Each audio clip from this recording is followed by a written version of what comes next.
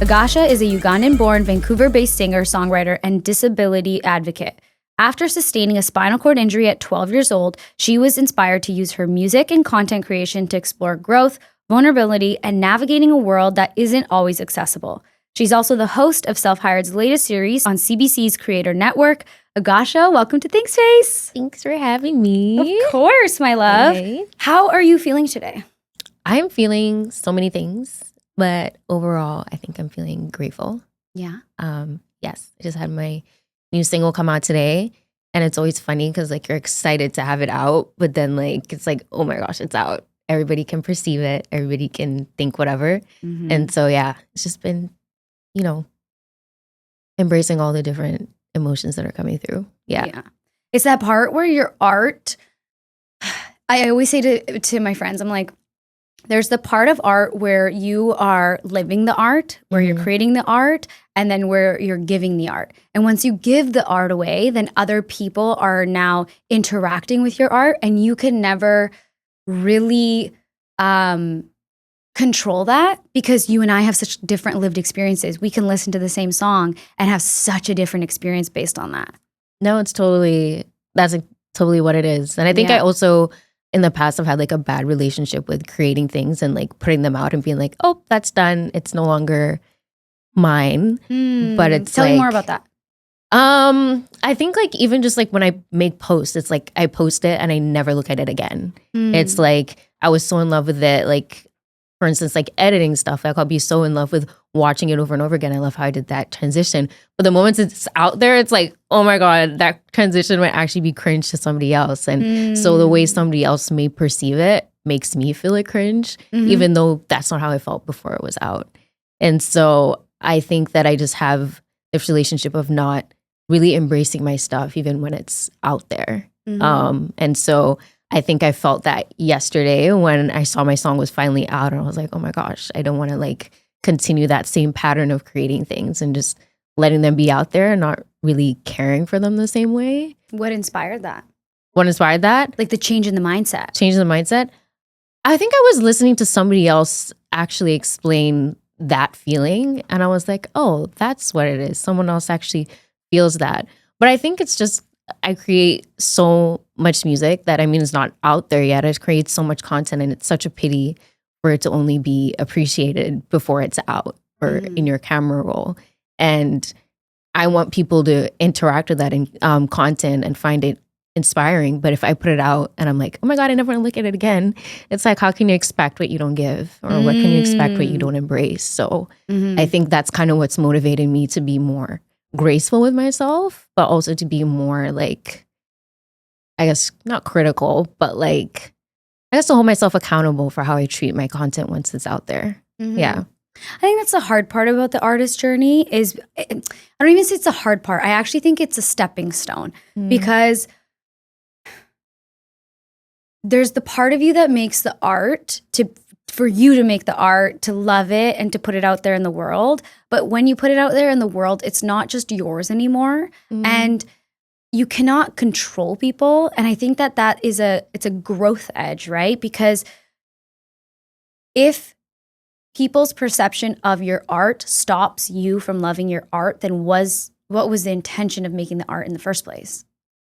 Very much so. And specifically this song is about expectations. It's about the expectations I have for certain things. And when they don't go my way, I'm like, oh my gosh, like this, I failed or whatever. But it's just, it didn't go out the way you planned, but there's another way that it could be great. Or the pressure that I have to make it be the specific thing that I don't leave room for everything else that works. And so like, if I work on a video for, 2 days and I post it and it doesn't get the number that I expected, but 2 people commented on it and said it meant a lot to them. Sometimes I find myself being like, sadly, I find myself being like, oh my gosh, that's not the reception I expected. I expected a lot more people to like it. But 2 people are a lot of people. 2 people are 2 real people. 2 real people are a lot of people. Yeah. And so sometimes like expectations can catch us. Like if we're not thinking about it or we're not careful enough, we can really not appreciate the people that are there, the things that are working out, even though they're not as loud as you expected them to be. Yeah. And so I think that does come into play when I do release stuff. It's like having to be like, okay, how we're managing our emotions, how are we still staying grateful? Is it in the void? Is it in the void? Yeah. So it's like sometimes I'm like, I feel like you're just screaming in the void, and it's like, but Can you see? I know. You know, it's. I know exactly what you're talking about. I think a lot of content creators or anyone who puts stuff out into the world will understand. You know, sometimes I'll put out my videos and they'll get like 500 views, but then I will be talking to somebody and they're like, you know, you said this in that video. They didn't even like it. And I didn't ever interact with it. And they'll be like, you know, it made me think this, and I did this, and I changed this, and I shifted that. And I'm like, you have no idea how, and also people's consumption patterns are so different. And that's why I feel like you have to, or something I've learned is you cannot post for virality. You have to post for depth. Because when you post for depth, the people who are actually watching, the people who are actually with you want to be there. You know what I mean? No, totally valid. And even just understanding sometimes the way I consume content, like sometimes I'll think I like to post, or I think like, but so many things are happening. Like there's so many notifications and not even to make it about that, but I think it's just like having grace for the people that take in stuff, and stuff can be appreciated without there being exact action back. And I think sometimes like we forget that. Like I saw a post of someone saying like, if I follow you, you don't need to follow me back. I just appreciate, like there just needs to be this thing where it's like, it's a genuine interaction that maybe you might not have received. Like you said, that person never liked your post or never did anything, but they took it in. And I feel like that should be the value. Because like then it's you're asking yourself like, yo, what's the intention of this? What is the intention of this? Yeah. And the intention can't be to get likes, because likes is not the end goal. Like what is the end goal? Yeah. And I think we're so caught up in like wanting to reach everybody that we forget like the importance of just starting with where you're at. And I think sometimes I'm like, oh my gosh, like what would I actually do if this post went viral? What would this change? Would I change what I posted about? Would I change what I shared? Would I change like, so sometimes it's like, it's so cool to be like, oh my God, I want this to go viral, but what are you going to do with that moment? Like, you know, and so it's like, if it's not going to be different, then stick with it. Stick with how it's going right now. And so that's something that I try to remind myself of. So as we are talking a little bit about social, I know that you've used social a lot to be able to shift narratives, to share your story. And I think that your story came across my desk because I did a call out on my Instagram, and my friend Kentia, who you also know, messaged me, and she's like, you need to message this girl. She's fabulous. And so, you know, I took a little gander at your page, and I was like, oh my God, you're so interesting. But it wasn't until I got more opportunity to know you that I was like, there's so much depth. I mean, everything, right? There's so much depth and humanity to you as an individual, and you've overcome so much in so many different ways. So I would love the opportunity to share your story a little bit with our audience.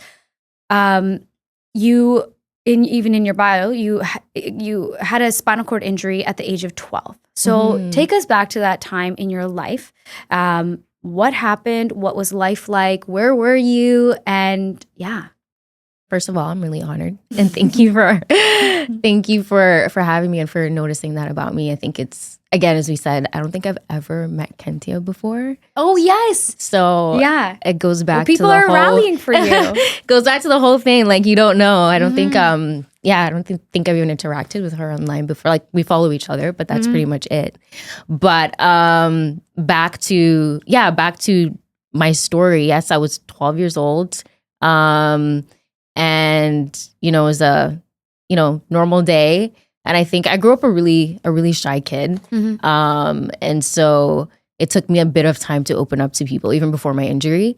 And so around this time, I think I had just, you know, started getting used to the people that I was in school with. Because up until that point, I think I moved schools like, 7 times? 7 times? Oh, I did not know that. Yeah. 7 times before you were 12? Before I was 12, because I used to live... Bless your soul. Yeah, I used to live in Congo, and then I used to live in Zimbabwe, and then I moved back home to Uganda. So there was always this thing of getting used to to different people. And was that because your mom's job? Yeah, because my mom's job. Word, okay. Yeah. So, it made us feel culture, but also it was like always getting used to being with people. So, I finally felt like I was starting to fit in. And then the world said, plot twist. So I was at school one day and then just all of a sudden was like, something doesn't feel right. And I just couldn't walk anymore. My mom's a doctor. She came to the nurse's office and she was like, yep, something doesn't feel right. Fast forward couple days when I have my surgery, and that was kind of when it hit me that, this isn't going to be the same. And what wasn't going to be the same? What wasn't going to be the same? I wasn't going to go.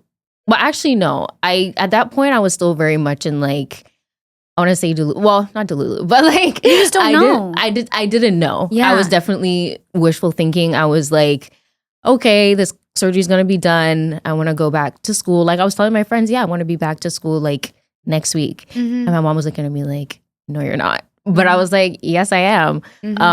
But the more time that I spent in hospital and the people that came to visit me, it became apparent that wasn't going to be the same. There was more discussions of like further rehab. And so that was going to be like 2 months. And that wasn't in my home country. That was in South Africa. So it was a little harder for me to really grasp the reality of things when I was doing rehab because I was in a different place. I was meeting different people that didn't know me before. So I think the true depth of how different my life became was when I got back home, when I like got to my house and I was like, this step that wasn't a big deal before now is a big deal. And for anybody who's just listening to the audio, so what is the change? What is the change? Yeah. Like in my house, like basically. No, in your physiology, like what actually happened? Oh, what actually happened? Yeah. So I got a tumor in my spinal cord that left me paralyzed from the waist down. So it left me needing to use a wheelchair. And so with that, it just meant like majority of the places I used to go to before were just inaccessible. Thankfully, my house was not a 2-story house, but it did have different variations at certain points. But yes, my parents were the best at like adapting it super quick. I think because my parents were in rehab with me, we got back and I think like days after we got back, like probably 2 or 3 days after we got back, they added ramps to different parts of the houses. They leveled out our garden so I could go to different parts of the garden that I couldn't go to before that was done. And so I think then was when it was like, okay, this is a little bit different. There's going to have to be a lot more adapting than what I have to do. And then I think the thing that hit me the most was not being able to go back to the school that I was in. It was just totally inaccessible, like stairs for days. So they were like, yeah, you can come back to school, but you only be able to be in like one section. And my parents were like, yeah, we're not doing that. No. Yeah. And what did you learn like about how did your perception over the years, because obviously when this all happened, you were very young, but how did your perception of your parents' love for you like deepen and expand? Because for all the stories that I've heard from you, your parents are rock stars. Oh, they're the best. I think I was getting emotional talking about them. I think yesterday I was thinking about them with my release because they supported my move to come to the mainland to be able to meet more people to work with and to create music for. So I think whenever I'm like, oh my God, I can't do this, I just think of how much my parents like sacrificed. Like my parents slept on the most uncomfortable beds and in the hospital. They made sure that I went back to school even though it was something that I didn't want to do. So they were good at giving me tough love and pushed being you to like, live. They pushed me and they found out what I loved doing and they kind of highlighted that. Like generally from an African household, like music is not something that you really go into, but my parents, like my dad would get me to the studio sometime. He's like, try this. So I think they really supported me. And I'm not like, I wouldn't say I'm a very academic person, but my parents are just like, as long as you try hard, as long as you find something that you love and you're willing to give your all to it, we're going to be here to support you. So they've been rock stars. They helped move me to university. They helped move me here and they took off time. So I think a lot of what I've achieved and a lot of like, I think the drive that I have for life comes from their support and seeing how driven they are in their own lives. And that inspires me. But definitely they're rock stars. Yeah, they are. They They're really are. Super duper rock stars. Yeah. I always say, you know, she's like my sister. She has a daughter with a disability, and I'm like, and one of my aunts actually has a daughter with a disability, and I just feel like to be a parent already is such a depth of love, but then to be a parent in a situation where you have to rally for your child in a way that is so different than quote unquote the norm. I think you witness superhumans in real time. Oh yeah. Yeah. 100%. And I think every now and then I just think back to the fact that, yes, my mom has a medical background and there's a lot she was that I want to say was maybe easier because she understood, but maybe it was also harder because she understood. Like she just knew the depth of things, but they handled it so well. And sometimes I forget, like, this is their first time living as well. Like you're their baby girl. Yeah, this is their first time living, and I'm not going to sugarcoat things. Like there were times I was not very kind to them because I was so angry at the way things were going, and they were unfortunately caught in the crossfire. But you know, obviously not disrespectful because I still have African parents. Because I'm still African. I still got African parents. Like I wasn't slamming doors in their faces, but yeah, it was difficult sometimes. Like we'd go places and they'd be like, "We have to get out." I'm like, "No, I don't want to get out." Like, so small things like that, but they still had grace for me. They were like, "We don't exactly know what it feels like for you, but like." And I think when you have a disability or something happens to you, like sometimes you forget, like it happens to the people around you as well. Yeah. Like not directly, but they're definitely affected by it too. And so I think being older, I'm able to like look back and be like, oh my God, I wish I was nicer to them in that moment. Because they really were trying. That takes a lot of consciousness and grace, because to not be so, it's not even so, but like to not be caught up so much in your own experience, to have the capacity to be able to witness and conceptualize somebody else's experience of your experience, that it's kind of like the ripple effect of life, right? Yeah. And you know, in our series, we go through a lot of your experience through going through your injury, through coming into music and coming into another space. So, I mean, I will leave it for people to go there and listen to more about that part.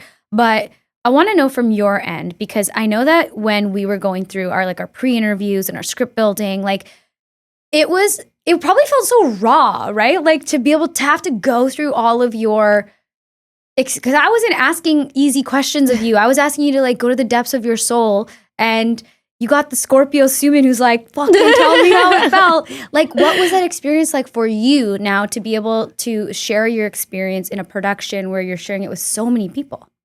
I think it was definitely different than I expected. I think because I talk about my story a lot. And so I think I mentioned this, like sometimes I don't think it's because I'm necessarily emotional about how it happened, but because I've talked about it so much, sometimes I leave out like context. Like even as we're talking right now, you have to remind me like what did happen to you? Like what was your, so I think there's a little bit of like I've been desensitized to some of the things that's happened because I've talked about it, I've brought it up.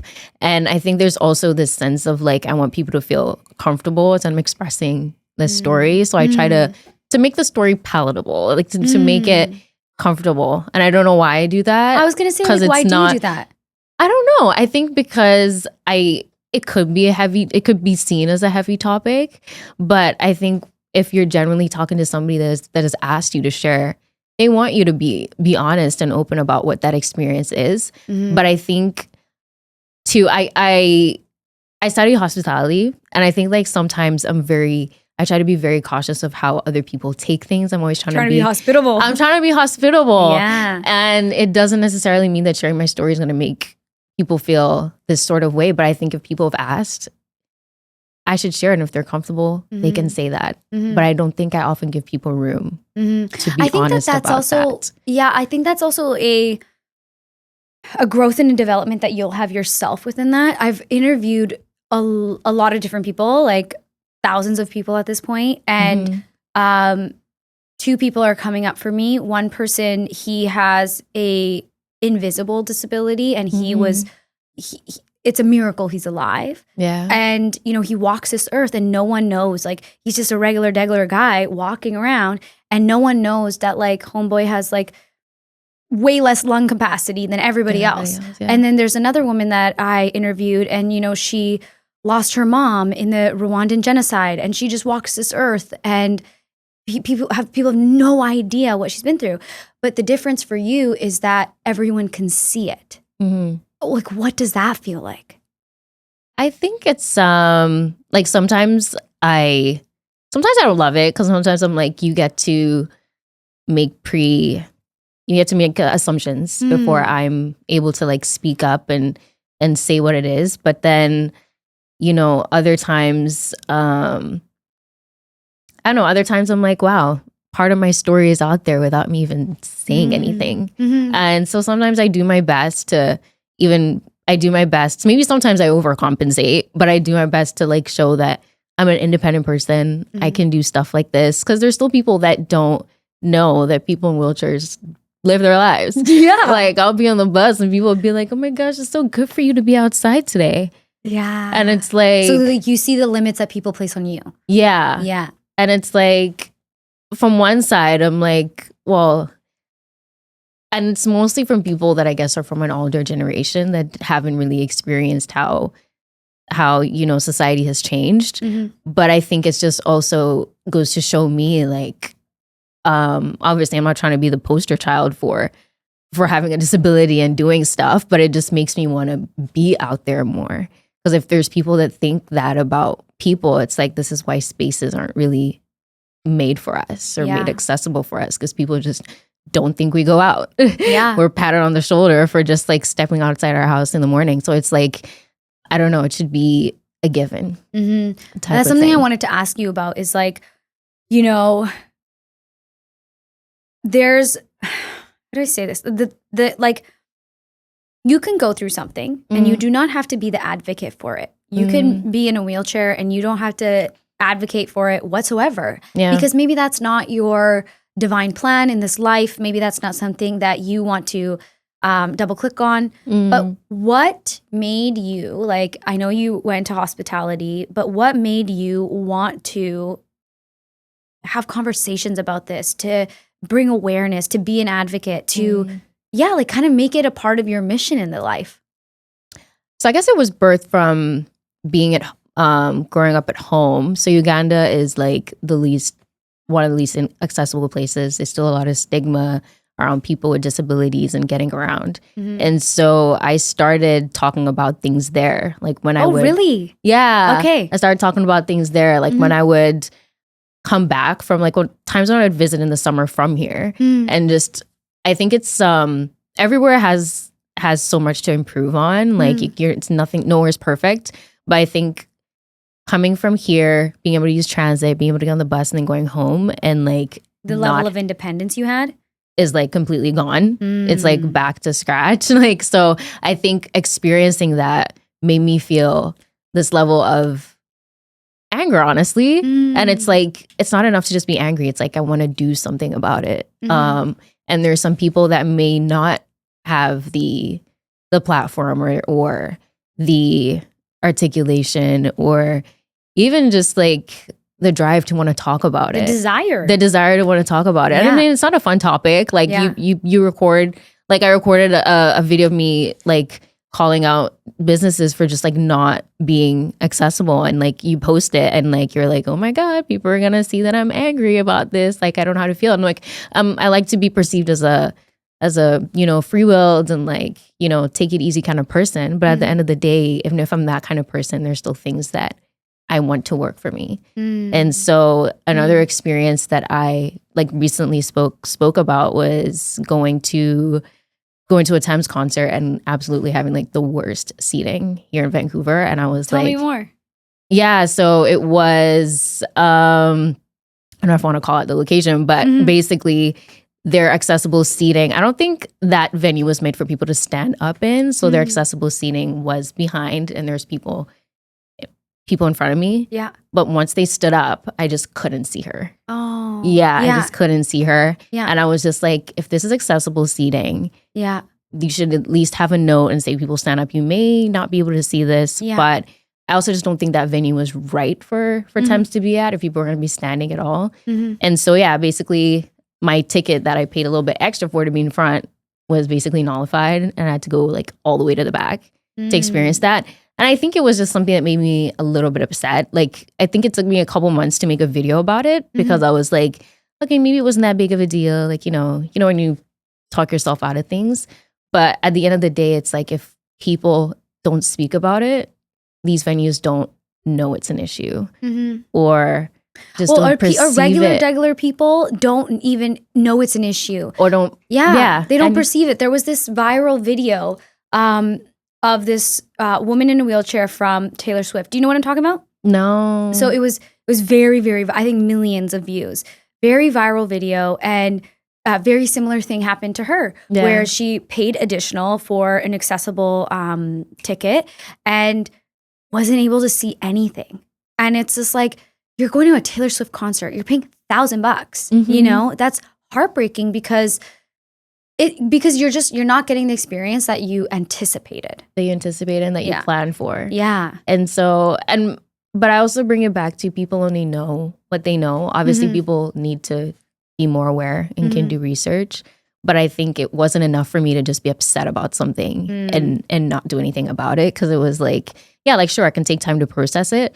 But like, if I'm going to keep going to these spaces and also being an artist, like, I want to be able to know that I'm going to perform at venues that think of people like me and that embrace people like me and account for them. And so I think that's another reason why I'm just like, it's tough to talk about. It's not always fun. Like, you sometimes burn out because it's like, oh my gosh, like, again, I don't want to be the poster child for this. I don't want to come off as angry or whatever. But I think it's also learning how to share that information in a way that encapsulates how it affects you. Yeah. But also bring it in a way that's an inviting conversation. Do you think that's extra hard because, not extra hard, like there's a different lens because you're a woman of color? Yeah.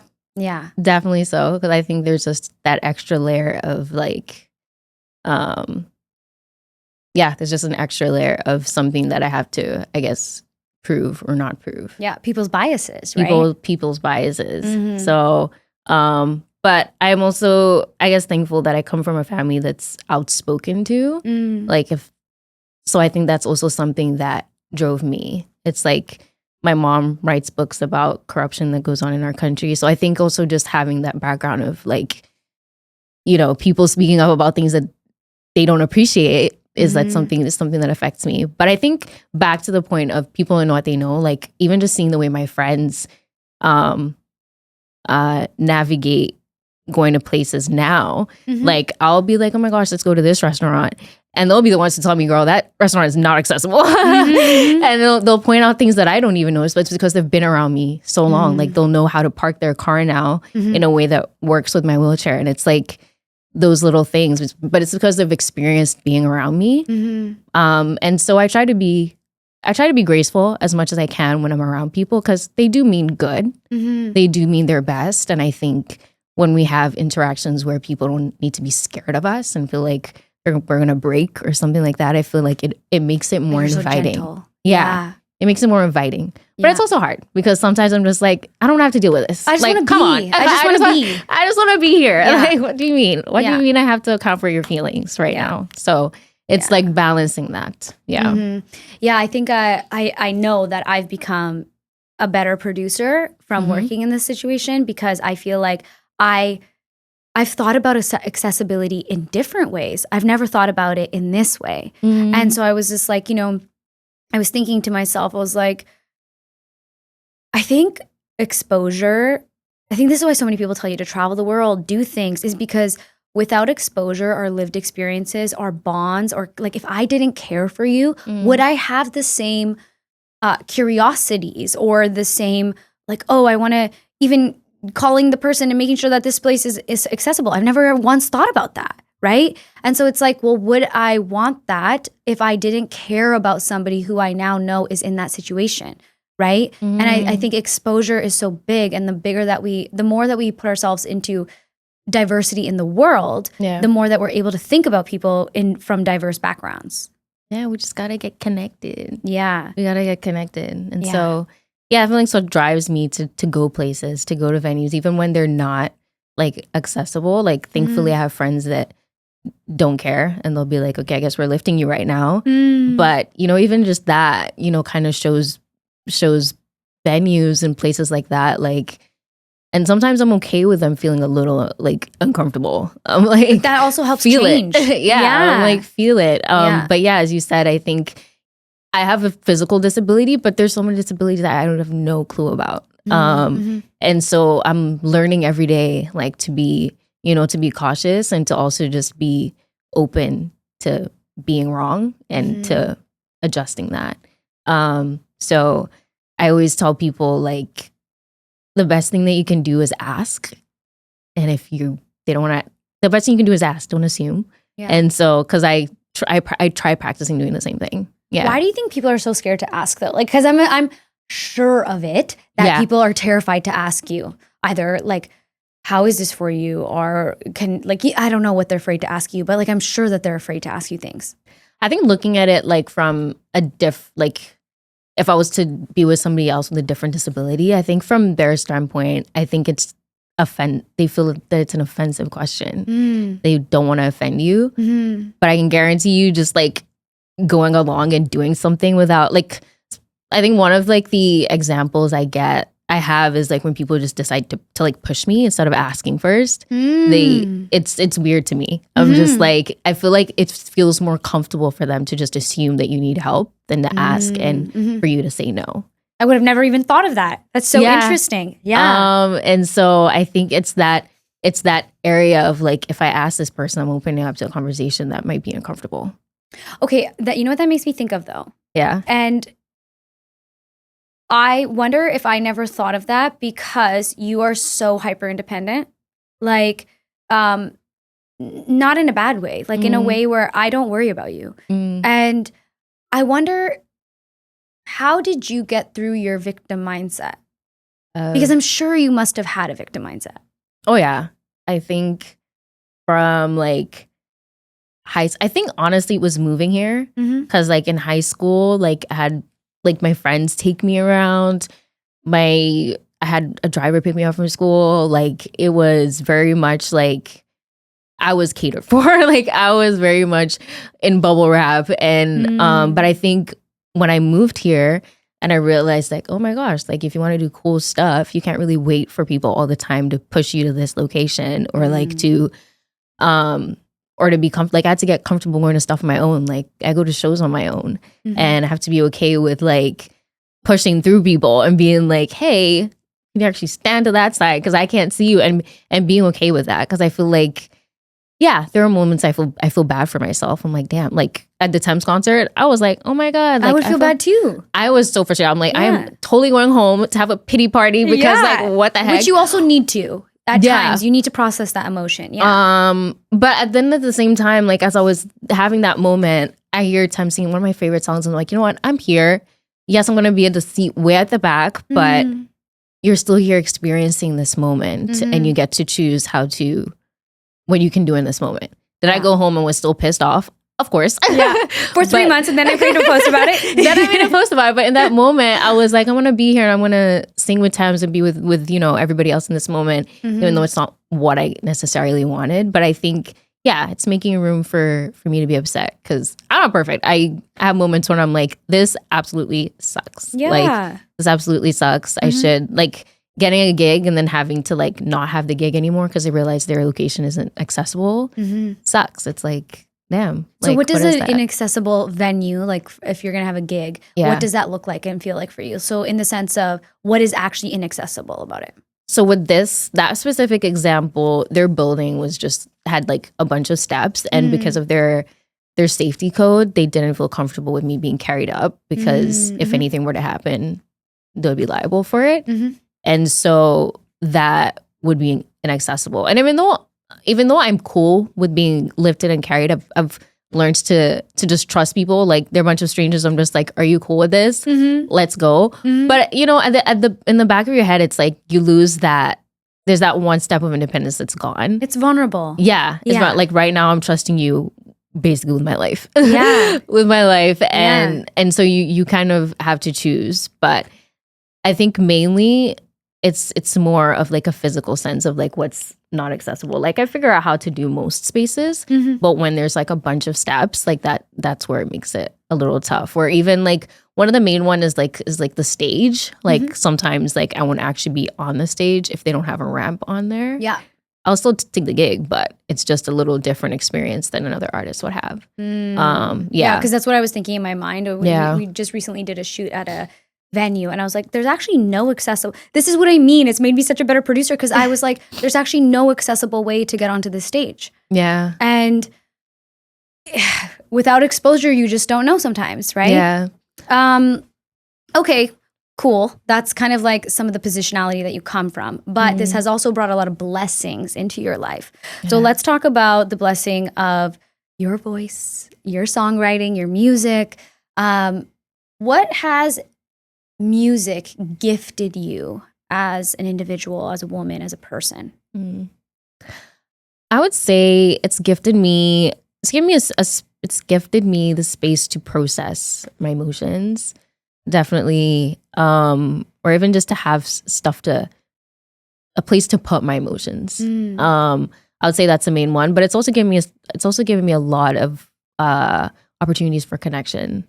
Like I've connected with so many people through music. Like I think if I didn't, obviously my life would be different. I'd connect with people over different things, but just if we're making it black and white, if I didn't have music at all, if I wasn't into that, I honestly think that my connections and interactions would be so different. It'd be so uninteresting in a little bit. Well, yeah, because I was going to say, because so music is uninteresting.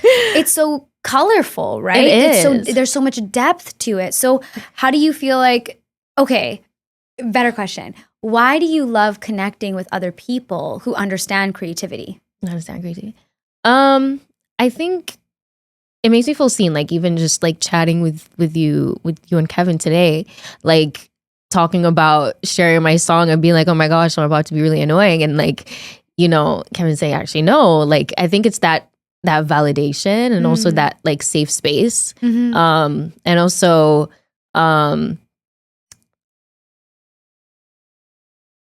that like ability to just feel there's like a safety with it when you're with other people that you're able to connect over the same thing. And it's also like a lot of inspiration. Like I remember when I moved to Vancouver for the first time and I went to a bunch of open mics, I went to different shows, and I went to honestly just see what other people were putting out, absorb all that energy. And I remember going home and being there, I'm like, oh my God, I can't wait to go home and like totally like infuse this and like see how to work with what ideas I already have and be creative about that. Like it just inspired me to want to do stuff, to want to like get out there. And also it's like motivating. It's like if somebody is able to do that with, not to compare, but to do that with their 24 hours, what can I do with my 24 hours? Like how can I impact my own life and like my own creativity with my 24 hours? Like just seeing what is possible has been so big for me. Yeah. What's something that you've learned about yourself through your musical journey?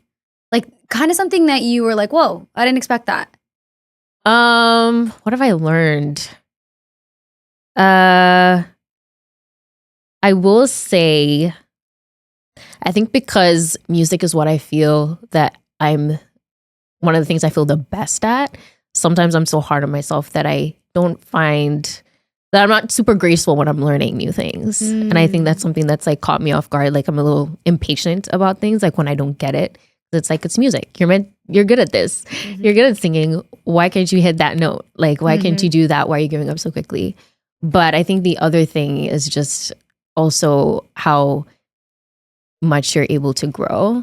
I don't take vocal coaching. I don't take vocal coaching currently, but I was taking it for a year last year. And I think it was interesting seeing how different my voice changed once I was like intentional about doing certain things. And so just like how much you can grow past, like there's the passion aspect of it, but how much your skill can grow when you actually put your head to it. And Keyword skill. Yeah. Yeah.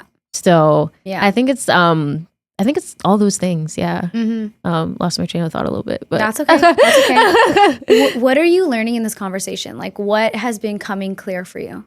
What's been coming clear for me? What has been coming clear for me? I guess there are a lot, like, my experiences matter. I think when you don't talk about what experiences you're having, or even like the importance of what your life has been like sometimes you forget how it all comes together. And it's like, I've come a long way You have. talking about this, like just talking about where I was at 12 and where I am now. I think that's something that this conversation has really reminded me of. I was feeling very overwhelmed about how to handle my music career. I mean, it's such a saturated industry, and sometimes you feel like, oh my gosh, it's just me. But I think this is giving me a lot more clarity and a lot more grounding to be like, your story is valid, it's valuable. It's powerful in the room. It's powerful. Right? Yeah. I want to switch gears a little bit, and I guess like this is just a curiosity that's coming up in my mind. One of my favorite books, I read Trevor Noah's books. And the reason I think I loved it so much is because I got to learn about a culture that I never really got to learn much about, or like living life in Africa, right? Yeah. And I'm so curious, like, what are some things that you really love about the social, like, lived life in Africa versus the social lived life here? And what I mean is like those nuanceical things, you know what I mean? Like just the way that people move, or the way that they connect with each other. Like, what do you love about it there versus here? What I love about it there, I think one of the things that I miss, is definitely music. Like the way we interact with music. I'm a very big Afrobeat head. So I know Vancouver is picking up in different pockets, but there is just like, it's just a big thing. Yeah. I think we're also just naturally big energied. Like you go into a room and like, it's just, whether it's the different like random sounds that people make, like or like, stuff like random stuff like that is like so funny. And I mean, we were talking about it, about how, how I code switch and stuff, but it's different when I meet, so funny if I meet somebody like from East Africa, or like I find like Ugandan, my accent will change instantly. And I think it's like the different ways of explaining certain things. The humor too is like so different. But I'd say those are the main things. Like the conversations definitely are a little bit different. I will say that because for majority of the time that I did live after my injury, there wasn't much interaction that I had with other people when I wasn't at school. So I do think that my experience, like, even though I went to an international school too.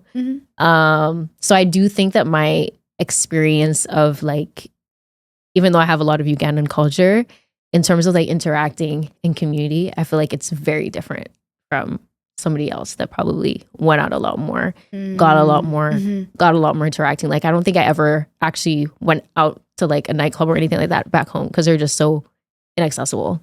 So some of the stuff that I feel like I do compare to here isn't even my experience. It's experiences that have been told to me, or that I've like learned from other people. So That's I feel so like interesting. Yeah.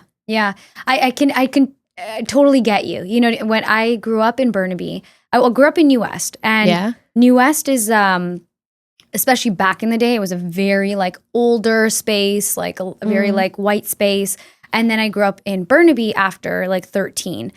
And in Burnaby and Surrey, there's just more, it's a different type of expression. Like, you could be kind of louder, your music could be a little bit louder, and like, especially in Surrey. And those like little things. And I remember the first time I went to India, and I was like, I just wonder what it would feel like to go to like I was too young at the time, but I was like, I wonder what it would feel like to go to a nightclub here, or just to be a kid who grew up here and just go out and vibe and do your thing. There is a different type of freedom and expression, and there's so much more noise. There is so much more noise. Yeah. There is so much more noise. There's so much more.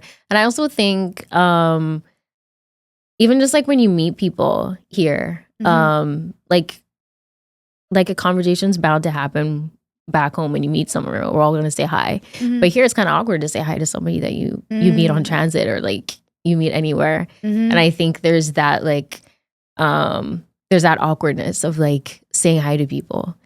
Yet when we meet home, like one of the greetings is like story chi. What's your story? Like that's such like and they're not actually expecting you to like. All right, guys, how much time you got? I know, but it's just like so stuff like that. So I feel like there's a different sense of community there that I honestly wish I experienced more, but that seeing it through other people's lens and seeing it through like my cousins that still live there, like seeing it through them, that I really feel like is so beautiful. Yeah. So what keeps you here? What keeps me here? I'm gonna say opportunity keeps me here. Accessibility is a big thing. It's a big thing. Like being able to get places and being able to do what I want to do keeps me here. And I've made community here. I've made community here, but I do think that the entertainment world and also just like what I'm into is perceived a lot differently back home. But yeah, there's sometimes I do question. Like sometimes I sit and I'm like, why am I here? Oh, of course. Why am I here? I'm not here with my family. Like my parents, my sister, my mom, like they all live in Uganda. They don't live here. So sometimes I'm like, why am I here? And then I go home to visit. I'm like, yeah, because you can't get anywhere by yourself. So I think a major thing is just the opportunity that is here, the accessibility to stuff. Accessibility for me to try things and to do things and on my not on my watch, what's the word for it, lack of a better word, I think you're on just my saying terms, on your own terms, like on your my own terms, is on here. my own terms. Yeah. And I'm sure if I were to move home I would make it happen, but yeah, I just feel like right now in this season I'm called to be here. Yeah, I'm called to experience what Vancouver has to offer, and it's been overflowing with blessings since I've been here. And I think there's so much that has fallen into place from like the weeks that I moved here. My high school teacher, two of my high school teachers, so I used to live in Nanaimo. Two of my high school teachers I found out lived there. Like the day I moved there, we just saw him at a Tim Hortons and I'm like, what the heck? Oh, I remember when you told me this. Yes. So I feel like I'm very much somebody that believes in like divine interactions and so all those like there's small little things that happen that really just make me feel like right now you should be here, even though it doesn't always make sense.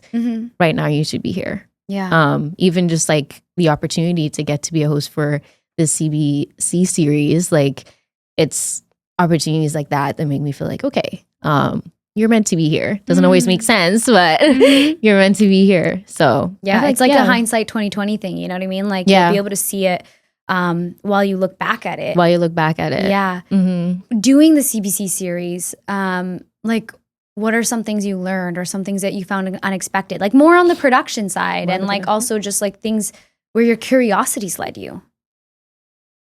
I think a lot of it was getting used to using my own voice, because we have our different voices, and I will say there's some people at my workplace that do not know my real voice, and it's so fun.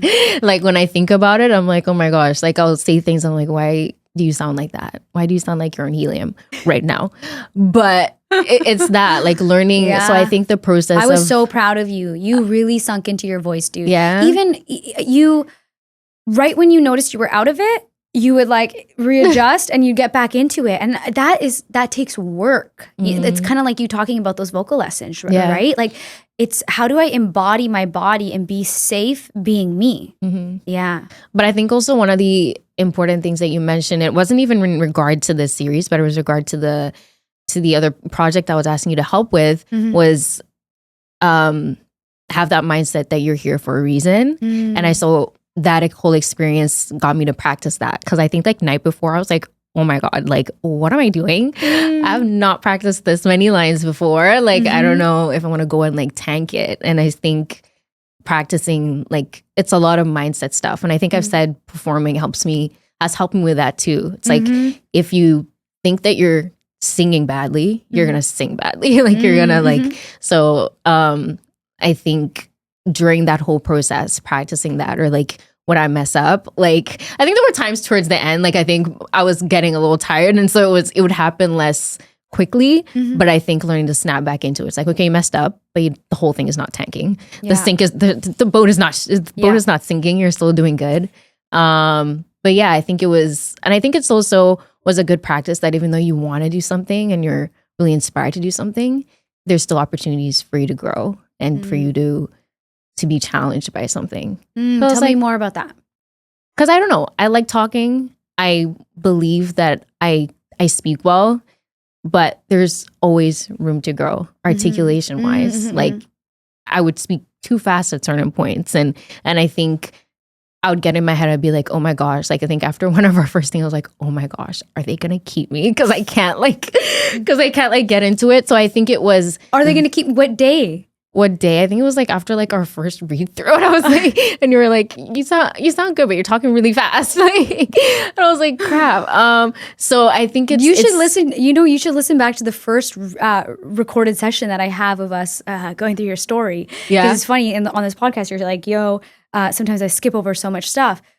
Because I was like, Dupree, I was like, so what do you think are some really like key moments in Agasha's story? She's like, she seems like it was pretty okay for her. And I'm like, that is not okay. And it's not that it's not okay that it's okay if it's okay for you. Yeah. But if I do not feel like I remember specific moments about it, then that's not okay because you rushed through it.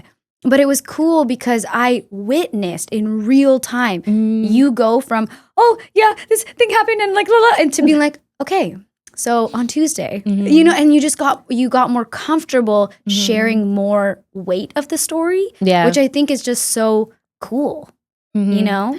But I also think a part of it, if I'm being critical, was also just like, how much do they care about this? Like, and I think it also just goes back to, you're here for a reason and trust that. If they ask you to be in this room, then don't speed past it. Take your time. Oh, how much do they care about like what I have to say? Yeah. Yeah. Because the moment I'm like, well, they're here to talk about music. They're not here to hear about me. Like, you know.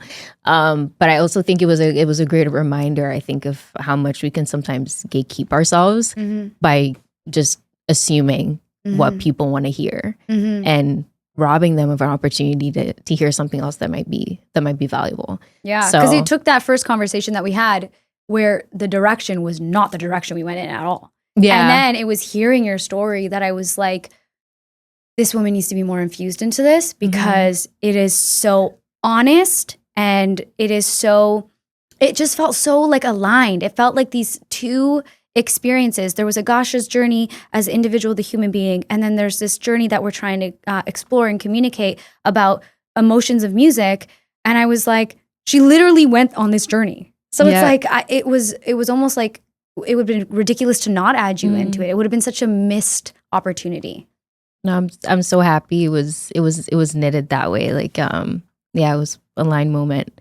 But yeah, I think out of the whole experience, there was a lot of growing moments. And I'm not saying I didn't think I was gonna grow in this experience, but it was like, I talk on my social media, I do all these things, but I think doing it in a very controlled setting and all this really instilled a different type of discipline for me, but also got me to dig deeper. There were a lot of things that I felt like I hadn't thought about, especially when you're like, what do you feel when you're sad? And it's like a lot of stuff that you just don't internalize or don't think about. So I enjoyed the process of kind of being frustrated by it. Yeah. I love that. I enjoyed the process of being frustrated by it and it not always feeling fun, but coming back to it and being like, so I feel like that growing moment was, I think, what I took from it was that I thought I was going to go in and just be like, thanks for having me, peace. But I was like, no, you're actually... That's why I actually loved working with you. Do some work here. Yeah, because I saw you get frustrated and I saw it be challenging for you. But, I'm the producer. I have to care no matter what. I'm the director. I have to care no matter what. And it's not that you don't have to care no matter what, but somebody in your position can be like, yeah, I'm going to show up. I'm going to do my job and I'm going to be the face of this and I'm going to go away. But you cared no matter what. You got frustrated and then you showed up the next day with 10x integrity. So it's like, to me, there's a word in business where it's like the unteachable skills, right? I can't teach you to have that type of integrity. Only you can have that type of integrity of, is my face on this? Is my energy on this? Is my imprint on this? And to me, I was like, oh my God, I chose so well because it's not meant to be easy, but it's meant to be worth it, right? And I hope it was worth it for you. No, it was so worth it. But I also felt your stress because I remember that this session we had like right before you had to turn it in. And I was just like, I pick up on energies very quickly. I was like, oh my gosh. I was so stressed. She's like off bad. I remember getting off that Zoom call and I remember just calling my friend and I'm like, I don't know. Yeah. I don't know. But it was a great experience to be able to, and I think it's also something I'm trying to practice to work through. And you talk about this on your socials and stuff, like your, I forget exactly what you're talking about, but it's a muscle, like learning how to work with feeling stressed and whatever. Like when I get stressed, I literally just shut down. I need to take a nap, but sometimes there's no time for the nap. Like you need to just like take maybe 5 minutes and roll with that. Yeah. And I think that was also another perfect moment to practice that. Yeah. Yeah. And that's the thing with creativity, right? Is, I was very stressed. I was so stressed. But the thing is like, the thing with creativity is like, everyone is so sensitive, right? You're so sensitive. I'm so sensitive. Kevin's so sensitive. Not in like, you know what I mean? Yeah, right? yeah, Emotionally, energetically sensitive. And then there's high stakes. And then we all want it to be great and fabulous. And then everyone has different, like I have different people telling me what needs to be done. And then I'm like, okay, well, this needs to be done. And then I need to tell these people. And then it's just like, but that's the thing is like when you work creatively with a bigger team, it's more of an orchestra, right? And so it's like, okay, I'm going to have to navigate your stresses and I am going to have to navigate your joys and this and that. And like, it's a muscle. It's kind of cool because when it's just you it's like you were talking about with your music journey. When it's just you doing something at home in your bedroom, that's very different than, okay, now I'm working with a producer and somebody else is invested in this. Okay, now I'm working with a videographer and a director. Okay, now 4 people are invested in this. You know what I mean? Yeah. And it's beautiful, but it's taking that thing that you were originally passionate about and now having to make it into a skill. And the skill of creativity, I think, is a very, very, very beautiful skill to nurture and to figure out. And not everyone figures it out. And I think that's what that's the element between the greats and the people who are creative to be creative. Really. And that's okay too. But to be able to make your life a creative endeavor, you have to have the skill of creative. Yeah. No. So it's so big. But yeah, one thing about my friends, they'll listen to me vent, but they'll also be honest because they were like, yeah, she got 100 people to answer to. So if your feelings are hurt, like calm down. But that's the thing is like, I was so grateful for you navigating my stress because I saw you navigating my stress and I was like, and that's the thing is like, I acknowledged to you. I was like, yo, I know you navigated my stress today and I'm sorry.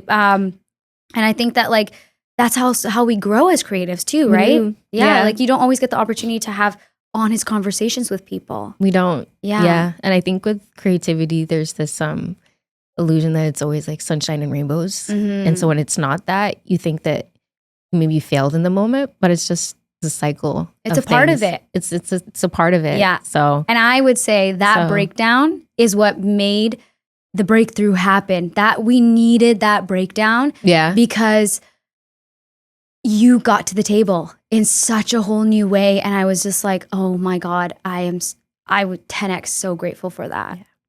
Yeah. Okay. So if there's one thing that you want to leave the audience with, what do you want to leave them with? What would I want to leave them with? I would probably say along the lines of my new song that's out, because I think I'm constantly battling with just accepting where I am and not having so much pressure on how I expect things to be. I'd definitely be like, enjoy the moment and definitely be expectant for good things, but don't hold it too tight that you don't see all the amazing things that are happening for you, that are coming at you in different ways that you haven't imagined. So I love that. yeah. Where can people find you online?